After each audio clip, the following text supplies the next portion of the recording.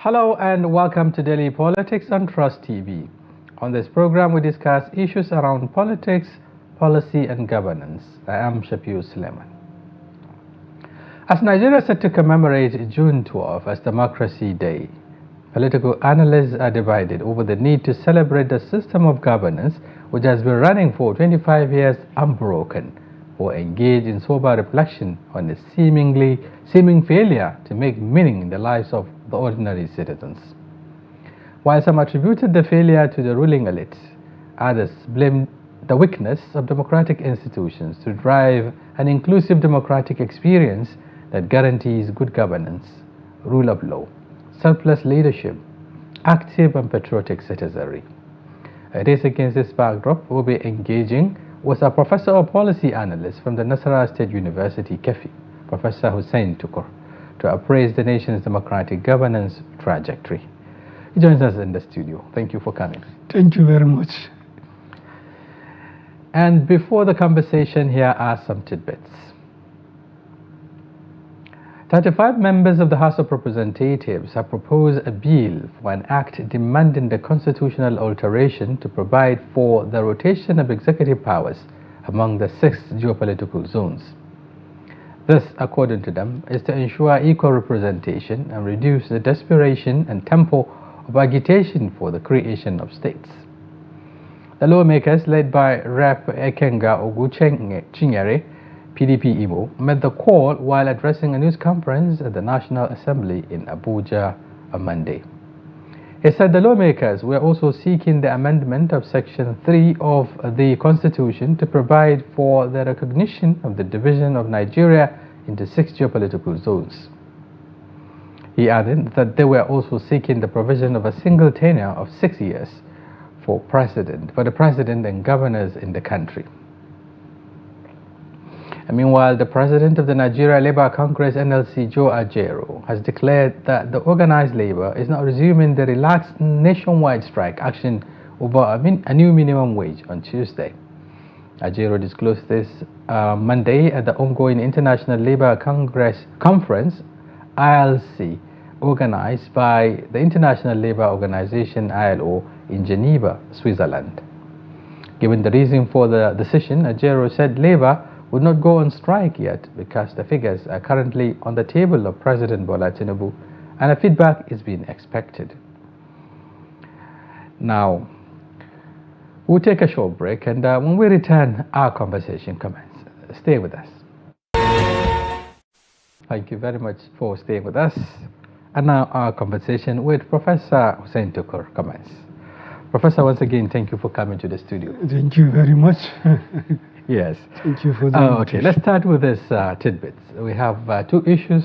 I mean, a number of issues actually in the front burner, but then we've taken 2. One has to do with the lingering crisis around the wages. I mean, minimum wage, so to speak.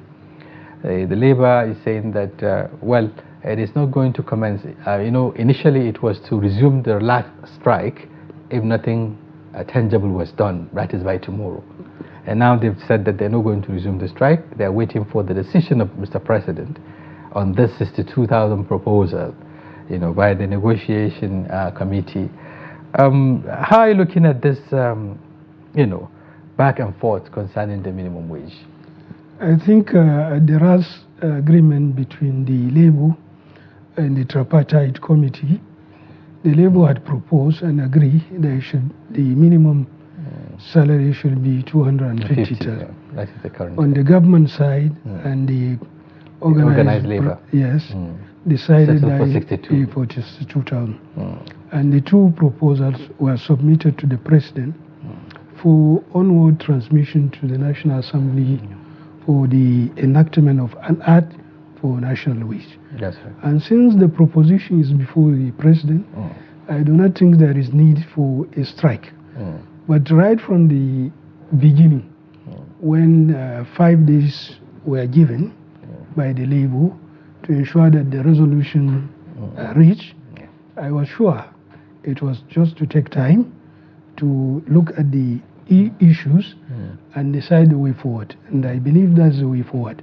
And that is why Labour is not interested in going on strike, because there is no position of government at this very moment.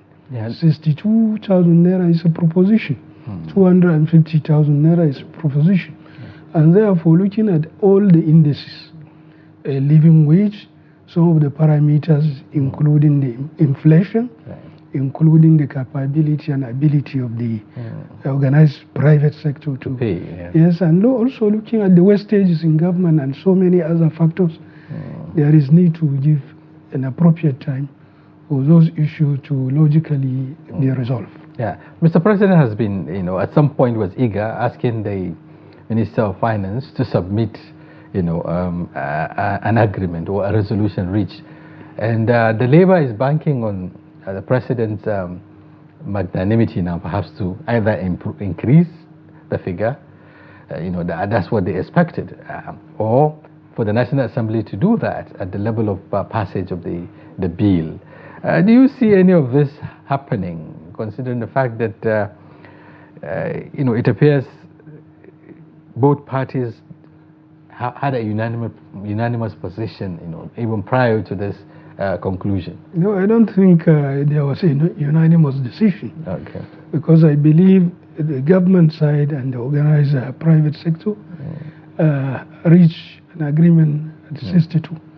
Well, the organized labor decided that it should be 250.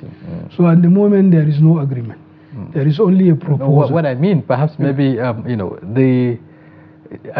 I'm trying to say is that, do you see a possibility of the National Assembly going beyond 62, or the President himself, even, considering the fact that he's been talking about living wage or so? Yes, definitely the President, I believe, will reconsider the proposition and go beyond that. The National Assembly is a conglomeration of representatives of the people around the country, and to create a minimum wage, that requires a serious debate. And more so, the debate has heated the nation. First, the fact that the labor went on strike, and that the matter has not been finally resolved, and that there are so many openings for more debate, and there are indications that people are making different propositions based on certain indices and certain indicators. And I believe that will create an opportunity for the two sides to consider what will be the wage that the nation can sustain, as well as satisfy the different groups that exist in the country, especially that we are not talking about the informal sector, which is also very large. So if you look at the informal sector, although right from the previous salary increment, the minimum wage, the private sector has not been implementing. The informal, I mean. Yeah, and even the public sector. Yes, so a number of states are yet to implement the 30,000. Yes, but for the state, I don't think there was any tangible reason for them to refuse to implement, rather than the argument that they do not have enough resources. None of the state, to my knowledge, has made an analysis and presented that analysis to indicate that these are the total income of the state. This is the chunk for which the salary goes, and this is the proposition upon 30,000 naira, and this is what it will, if implemented, affect the economy. None of the states have done that, and that is why we cannot believe some of the states, most of the states may not implement.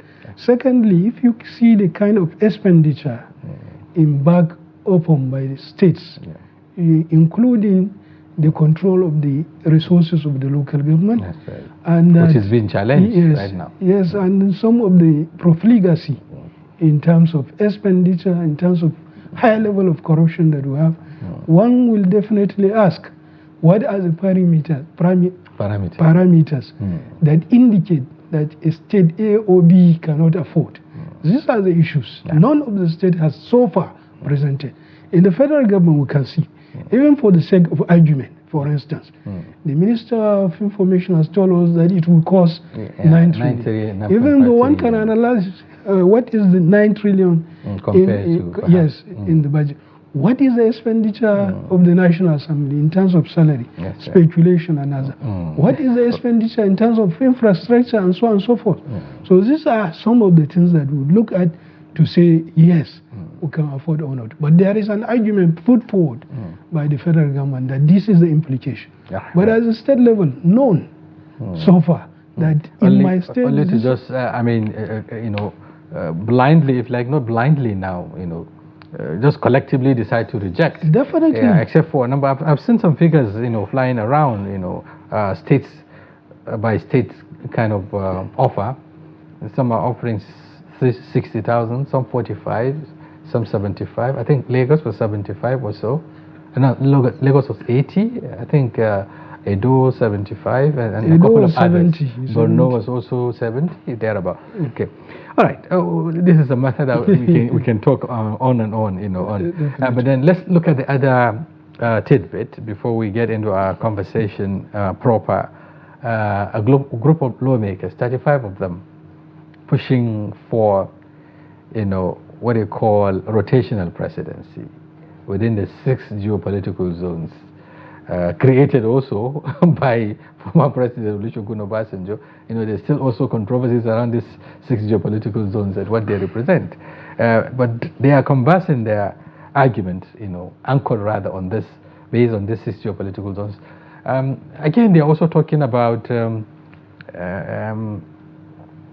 regionalism, so to speak, going back to regional governments on the basis again of these 6 geopolitical zones. How are you looking at these proposals? Are they different from what has been conversed for perhaps at the 2014 National Conference? Some say these are recommendations rejected at that point in time that have been brought surreptitiously into the conversation. I think that was rejected right in 1954 at the London Conference, because there was then a proposition by a scholar, I cannot remember the name in an article, in which he suggested the division of Nigeria into 6 geopolitical zones. And there was a heated argument and it was rejected. That's at the time when we are to consider the creation of 3 regions in Nigeria. That is the adoption of the federal system of administration. And the major issue about the 6 geopolitical zones is that, one, they are not constitutional. They are for administrative purpose. I think in the 1994 Constitutional Conference, the late former Vice President Alex Ekweme was the one that proposed that, and it was outrightly rejected. And the major reason for the rejection was that it was an attempt to balkanize Nigeria from the back door. And that's why it was rejected. I think that's also the same idea behind. That was taken to other conferences. Yes, because look at what is happening in the southeast. The IPOP, security network, and also even the southwest, the Odua People's Congress and so on. All these are indications that some people are behind the fact that they want to divide Nigeria. And more so, the kind of regional arrangement is a kind of confederacy. If you look at the proposition, it's not longer a federal system of regions, but a confederation where the center will be so weak that every other region can decide to opt out at any point in time. But that's not even the case. The most important fact is that let there be due process in deciding the fate of any aspect of Nigeria that is included in the Constitution. That's fundamental. I'm sure you're talking about perhaps referendum, the need for Nigerians to get involved. No, the participation, but there is no provision in our Constitution of any referendum at all. What we can call at least closer to referendum is a recall process. That is what is very close to. But all others, there is no referendum at all. What about the conference? I mean, the public, hearings on matters of national concern. It is unfortunate that now the National Assembly no longer considers the participation of Nigerians as critical in their electoral, in their legislative process. Look at how the change of the national anthem went through. Just done, No, not even that. I believe the national anthem is embedded in our constitution. Yeah. That requires a constitutional amendment, not First. an act of the National Assembly to just enact and revert back to previous national anthem. When it is already in the constitution, it requires. But what happened? That amendment. What happened? For that amendment to also sail through, it has to also go through the state assembly. Definitely, to two-thirds. Yes. That's what happened? So you can see now the process, the legislative process, the constitution is now taken for granted, and that is very, very critical in the survival of democracy, the rule of law, and good governance. Okay. So perhaps this also. A pointer, for instance, to the fact that some of these proposals we are seeing could sail through without, any resistance, if that is the case. Because if the National Assembly, which is a conglomerate of representatives of the people, can decide, to jettison, participation, the participation process of it, yes. and then go ahead and do what the executive arm wants. It means these proposals too can go without Nigerians knowing. Definitely, it has been so. So many legislative agenda in the past, not necessarily in the previous administration. In previous administration, we had that, and it had happened. And then they have become laws, even though at any point in time a citizen can challenge them because they have not passed through the legal process, especially in terms of constitutional amendment, in terms of enactment of law that contradict the constitution. Because if you look at some of the laws that were enacted right from 1999 to date, so many of them contradict some aspects of the constitution. And also no one has challenged them. Only I think the ICPC Act was challenged, and Section 9, I believe, and Section 36 were described by the Supreme Court as null and void. And I think that's the only law. But there are so many. But before then, perhaps the damage must have been done. For instance, if this was passed, and looking at what has been happening before, and then it goes, just like that. That's the unfortunate situation. We have representatives who are supposed to be on the side of Constitution, decide to be on the side of either of the executive or their personal interests. And that is what brings down democracy in most nations. And here we are celebrating 25 years of uninterrupted democracy. Before we jump into that, they were also asking for a 6-year single tenure. Remember, this has also featured prominently in the past. Yes, let me just take us back to the issue of constitutional amendment to have a rotational power. I think that's highly undemocratic. Democracy is a matter of numbers. That's right. And those who are the majority will also always come. It is natural. Why the minorities have their say. It's natural in any human society that some group of people must be the majority, others must be the minority. This is a fact that almost Almighty God has created. You can't change that. Then for democracy to exist, and to call it democracy, and call it rotational democracy, where a group of a particular section of the country can decide to just present a candidate, other section of the country, have to, whether they like it or not, whether it is their preference or not, under democracy also just whether they have the numbers they have to surrender. Yes, I think it's even beyond anti-democracy. It's a coup. Rotationalism can be described as a coup. It should be the normal democratic process we know all over the world that allows freedom of the citizenry under a normal universal suffrage to elect their leaders, rather than present a leader from a section of the country and that for all other sections of the country to just agree that because we are rotational, we allow that to happen. But is that not happening already? Because what it is that you have 8 years of North, and then another 8 years for the South. just like we are seeing. People even see it as legitimate, right? That's a political arrangement within political parties. For instance, PDP has that arrangement. APC perhaps is also doing that line.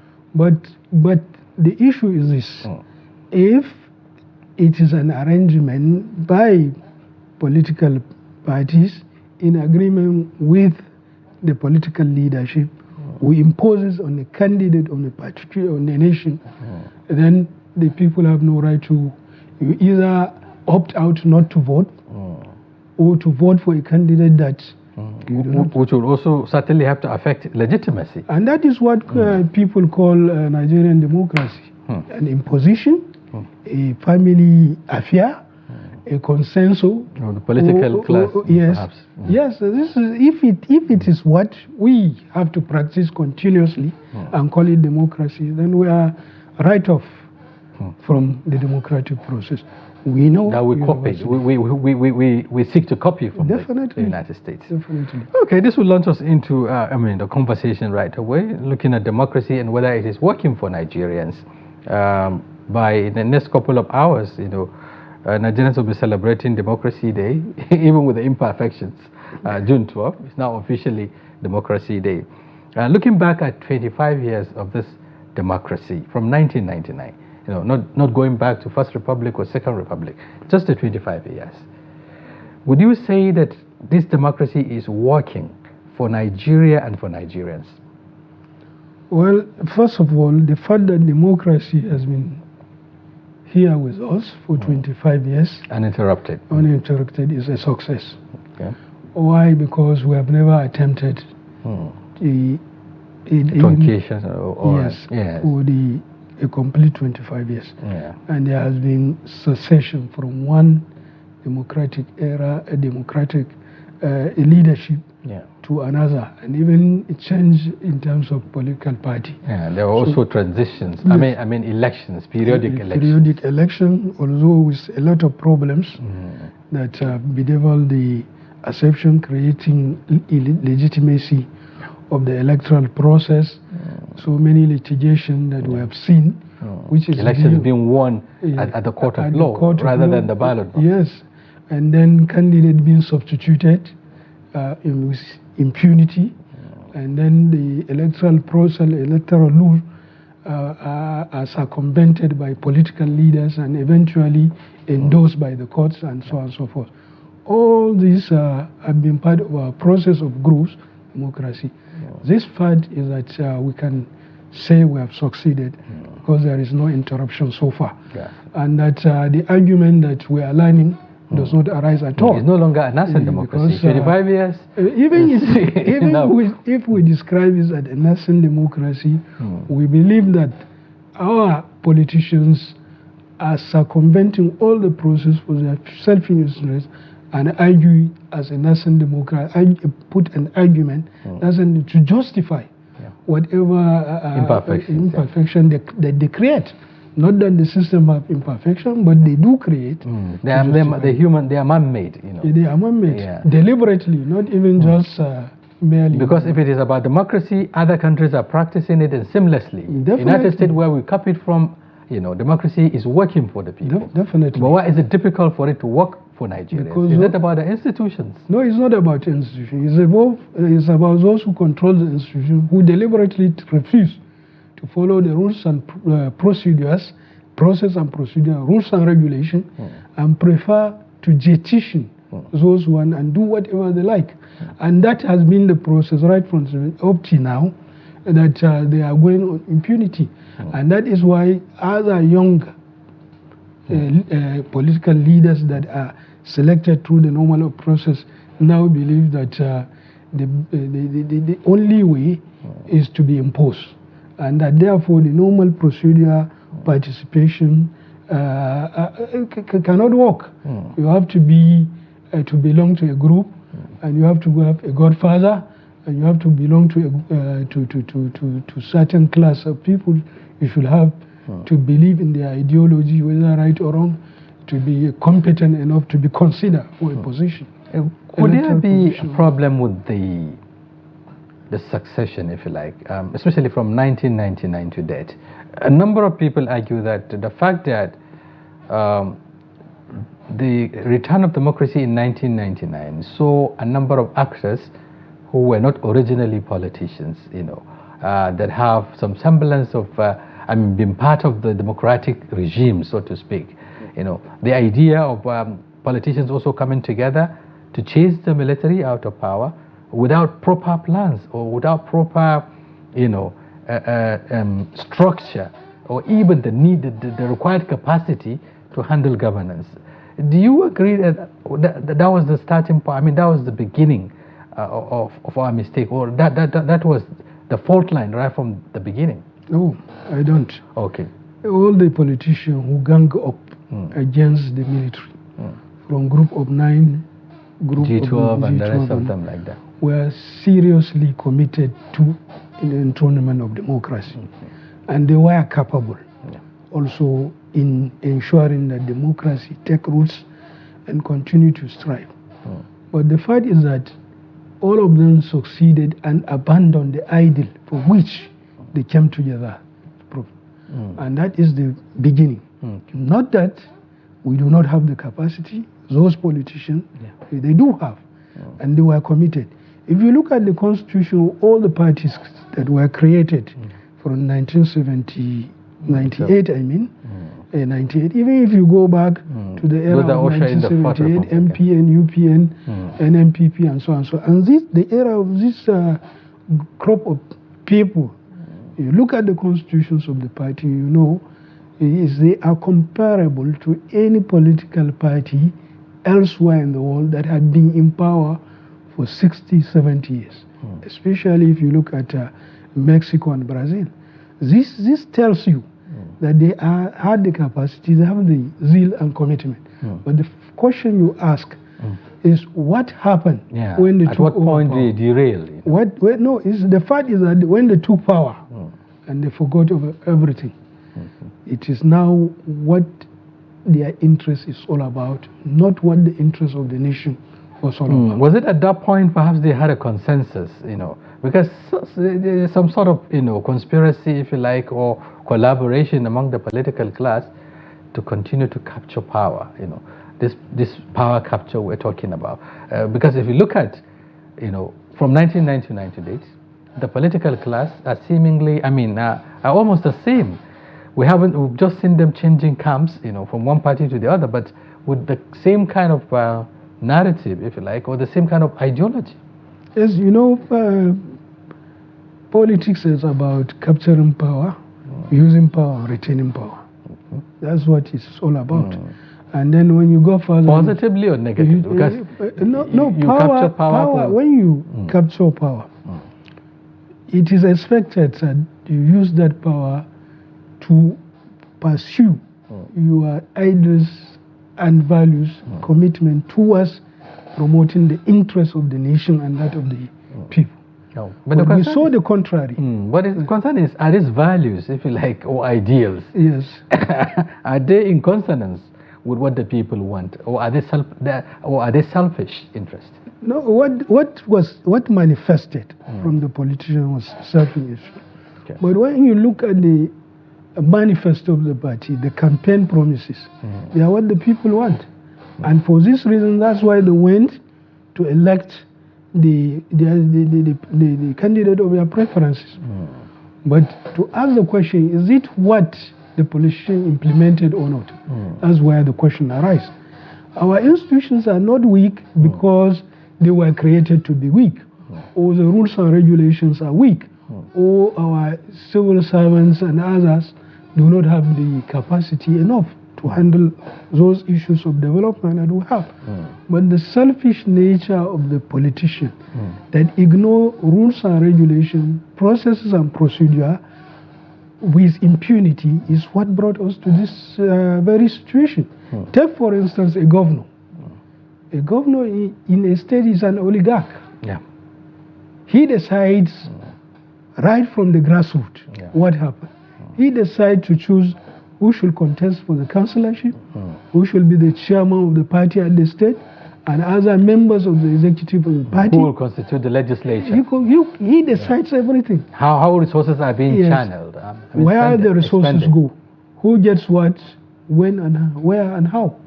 So that tells you that any person who transforms himself from a democratically elected executive into oligarch is not interested in democracy, rather interested in selfish interests. And we can see that in the award of contracts. We can see that in appointments. Competent people are no longer appointed. Even if they are considered, they are not. We have a round hole and you have a square hole. Even triangular sometimes. Okay, looking at, because some will wonder, at what was the departure, I mean, the level of departure from the norms, or from the ideals. The Third Republic, the Second Republic, for instance, we've seen leaders who are, selfless, so to speak. Yes. We've seen kind of leaders who are more concerned about the people. We've seen a kind of legislature which is also vibrant, responsive, and of course, checkmating the excesses of executive. We've seen even political parties working, like political parties, putting sanctions where necessary, drawing the attention of the government, those at the helm of affairs, and all of that. But suddenly there was a departure. There was a departure because the opposition, one, is not playing the role of the opposition today. Okay. And that's why you see, if you lose here, the next thing you jump. And you are even offered some lucrative positions, not only position, amnesty. Even before you join the party, you are told that when you join sins are forgiven. Sins are forgiven. At some point, that tells you that if you can have a party that goes on to the public and say one of the fundamental manifesto is to fight corruption. And the same party tells you that those who commit sins have been forgiven. That you know that there's deception right from day one. There is a deception, and these are what is happening all over, right from 1999 to do a short analysis and see the promises made by all the political parties, those who won the election, and the promises they were able to fulfill. Fine, they are not there. Everyone that comes will initiate new projects, new programs, new schemes, and then abandon those. There's lack of continuity, inconsistency in government policies. Definitely. We have wasted investment all over the country, contracts that are non-performed at the local government level, at the state level, at the federal level. If you look at the quantum, you marvel how much the cost is, how much the wastage is. And this is the kind of democracy we operate, where leaders are not interested in continuity, in entrenchment of democracy, in the entrenchment of rule of law, in the entrenchment of due process, in the application, in the building capacity. You find that the same problem that existed, for instance, in 1999 still exists. Issue of strike. Live wage. You look at the issue of some mundane issue. Yes, education. Still, there are states that are now declaring education as instead of emergency. And then you can just declare state of emergency. And then you cannot say why, because if you go to those classrooms, you see the environment, you see the curriculum, you find out. You just marvel whether that system of education has been existing. We'll be looking at some of the figures, for instance, just to set the background. But then, looking at the essence of democracy, it's all about, a government of the people, for the people, and by the people. Essentially, it's about good governance. It's about delivering the goods to the majority, of the citizens. If we look at the numbers, from 1999 to date, Nigerians will find it extremely unpalatable to even understand how we get here. Take, for instance, today, the issue of petrol, fuel, is very central to the economy. Yes. And in 1999, a liter of fuel was sold at 20 naira. a liter. And today, 2024, we're talking about 720 naira a liter. Yes. That is in other places it's even beyond that. Definitely 1,000. Increase of 700 naira on a liter in the last 25 years. How did we get here? One, we need to have been engaged in producing our refined product. Yeah. But unfortunately, we do not. And we have refineries that are not functioning. Why do we have refineries that are not functioning? Whereas we have in our backyard the same product that we refine and consume.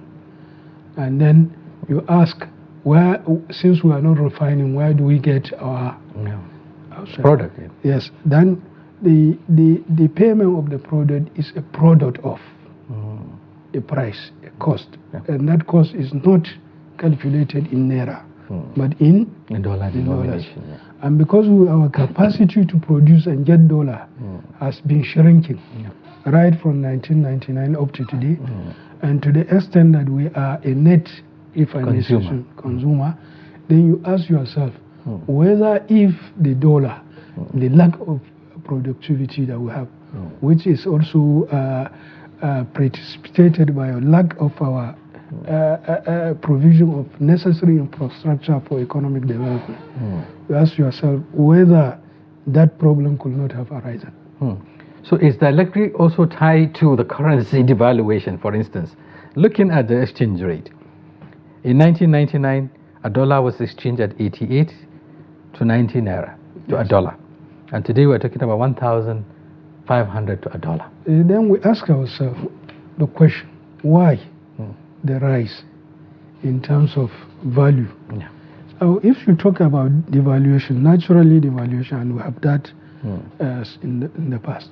But where do we get the dollar? Since the dollar is the international currency that we trade, even though there are other currencies, but Nigeria has been persistently engaged in and calibrated its productivity, its the value of its currency with the dollar. Even budget is being done on the basis of the dollar. We have a mono product, is oil, and then whatever 70 to 80% of the whatever you spend is dollar denominated. The product of income from the dollar. So you have to denominate your currency based on that, and you have to rely on dollar to budget.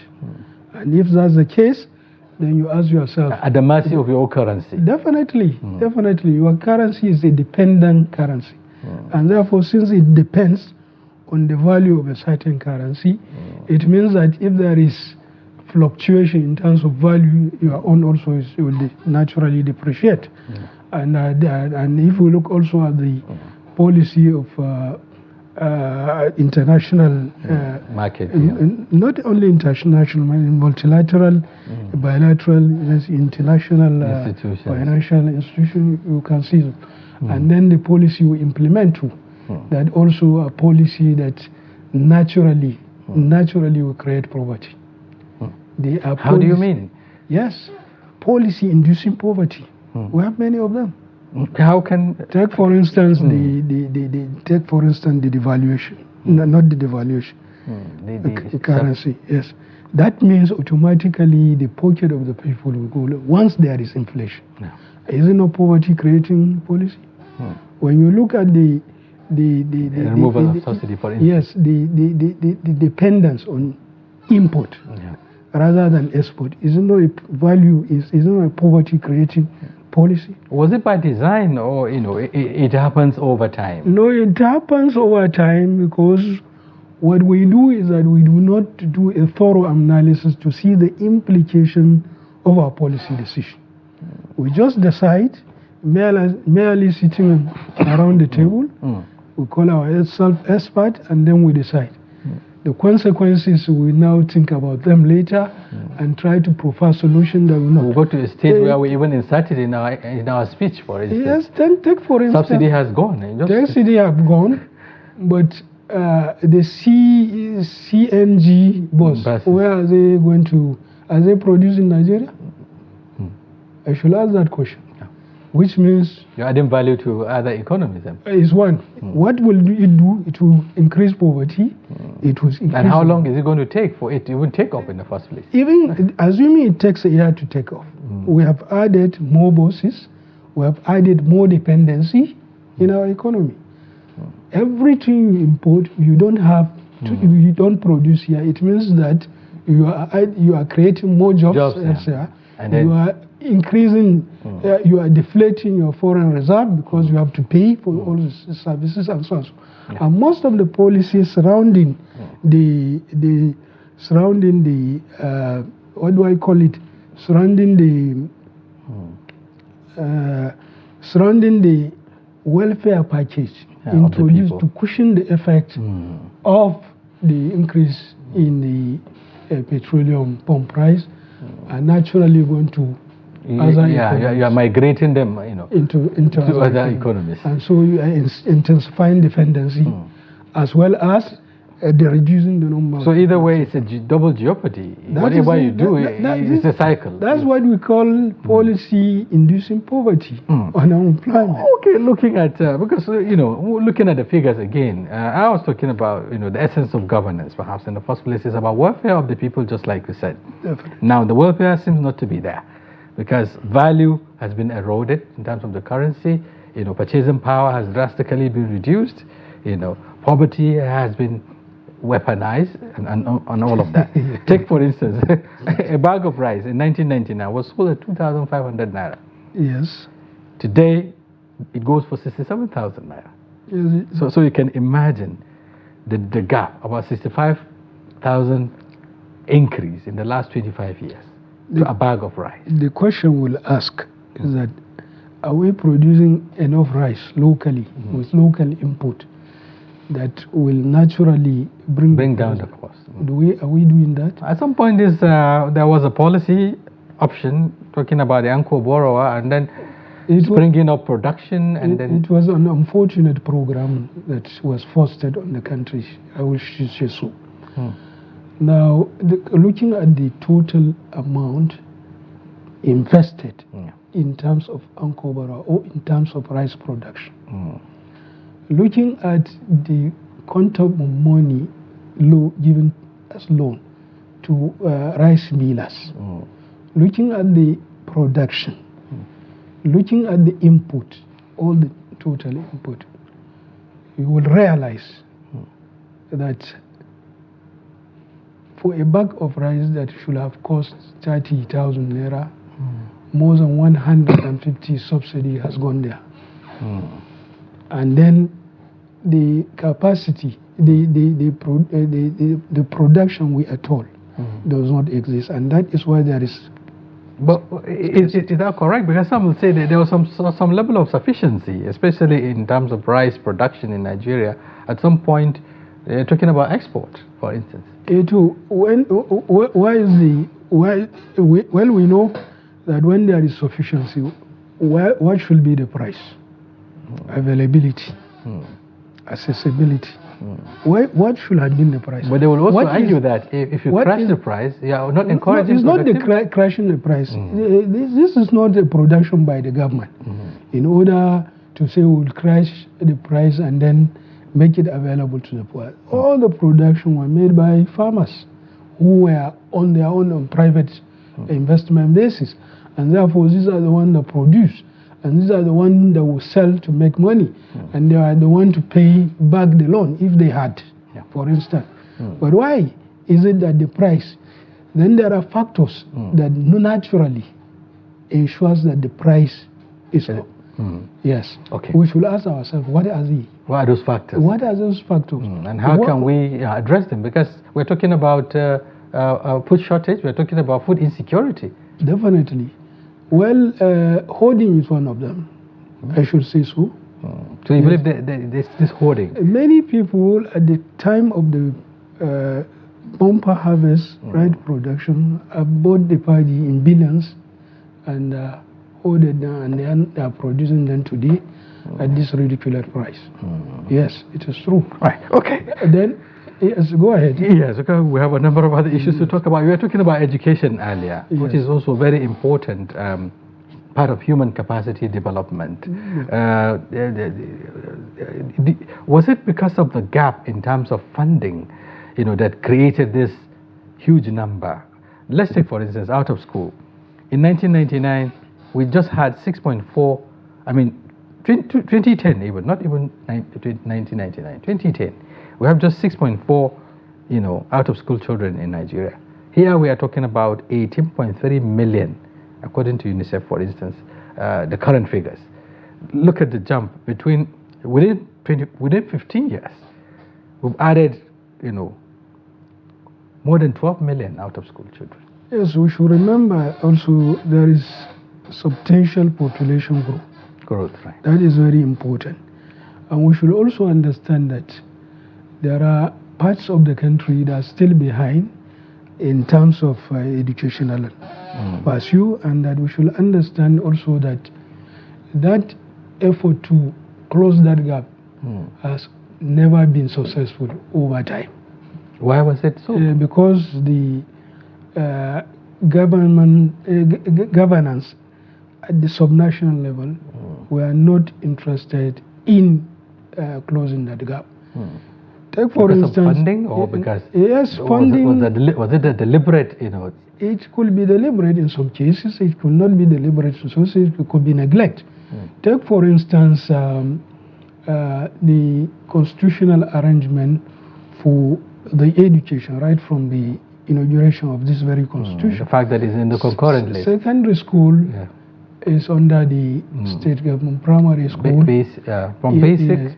Basic and so on and so forth. Yes. Now, ask yourself, what effort had been made at those levels by state government to ensure that those gaps are closed? Even to access fund, the counterpart funding that is required to access. That is in UBE.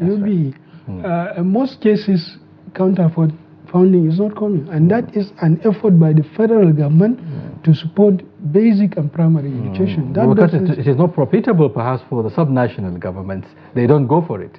It's not because it's not profitable, but they believe that whether they do so or they do not do so, there is no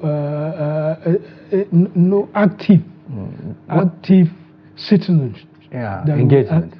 That will ask questions and raise fundamental issues and insist. What I mean by profitability is perhaps, this is money that you have to bring out to support education. It is not something you get. It is something you have to spend for. But they have other uses. They have other uses than investing in education. And the fact that they do not see education as important, so they do not see any investment in education important. And that's why, for instance, Kano State is declaring state of emergency. Yes, I hope also it will look at the very many sources of funding that exist in the federal government, especially the UBE, and also bring the counter funding and improve the facilities and other necessary. Right. Thank you very much. Thank you very much, Professor Hussain Tukur. I understand time is not on our side. We have a lot to discuss. Anyway, it's a continuous conversation between now and June 12. We'll perhaps explore other issues. Thank you very much for coming once again. Thank you very much. And viewers, that's a wrap on today's edition of Daily Politics. Do well by joining us tomorrow, where we'll be back with another interesting topic and personalities. Until then, I'm Shafiur Suleiman.